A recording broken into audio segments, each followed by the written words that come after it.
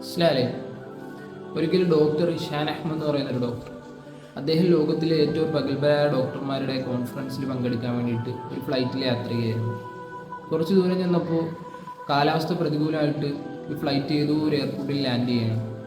അങ്ങനെ അദ്ദേഹം അവിടുത്തെ അധികൃതരുമായി സംസാരിച്ചപ്പോൾ അവർ അദ്ദേഹത്തിന് കോൺഫറൻസിൽ എത്തിച്ചേരാൻ വേണ്ടിയിട്ട് ഒരു ടാക്സി അറേഞ്ച് ചെയ്ത് കൊടുക്കും. അങ്ങനെ കുറച്ച് ദൂരം പോയപ്പോൾ വീണ്ടും കാലാവസ്ഥ മോശമായിട്ട് നല്ല കാറ്റും മഴയൊക്കെ ആയിട്ട് വണ്ടിക്ക് മുമ്പോട്ട് പോകാൻ കഴിയുന്നില്ല. ഇങ്ങനെ ആരും ബന്ധപ്പെടാൻ ഒരു മാർഗ്ഗമില്ല. അദ്ദേഹത്തിൻ്റെ ഫോണിലാണ് റേഞ്ചും ഇല്ല. ഇങ്ങനെ അദ്ദേഹം പുറത്തിറങ്ങി നോക്കിയപ്പോൾ കുറച്ച് ദൂരെ ഒരു കൊച്ചു വീട് മാത്രം കാണുന്നു. ഇങ്ങനെ അദ്ദേഹം ആ വീട്ടിൽ ചെന്നു. അദ്ദേഹം അവിടെ നോക്കുമ്പോൾ ഒരു പ്രായമായ ഉമ്മ നമസ്കരിച്ചുകൊണ്ടിരിക്കുകയാണ്. തൊട്ടപ്പുറത്തൊരു കുട്ടിയും കിടക്കുന്നുണ്ട്.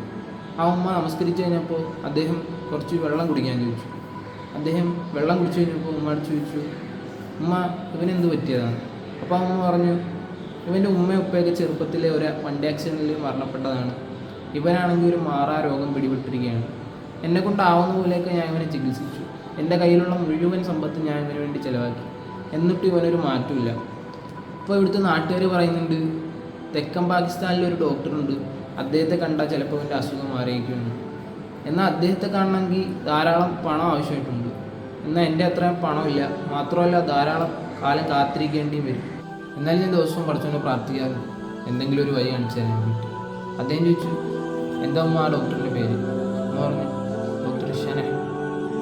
അദ്ദേഹം അവിടെ നിന്ന് കരയുകയാണ്. അപ്പോൾ ഉമ്മ ചോദിച്ചു, എന്ത് പറ്റും മോനെ?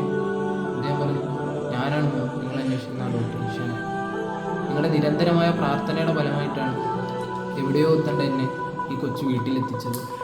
അല്ലാഹു തആല നമ്മുടെ പ്രാർത്ഥന പല രീതിയിലായിരിക്കും സ്വീകരിക്കുന്നത്. ഡോക്ടർ ഇഷാൻ അഹമ്മദിൻ്റെ കാര്യം പറഞ്ഞ പോലെ നമ്മൾ അള്ളാഹുവിനോട് പ്രാർത്ഥിക്കുക.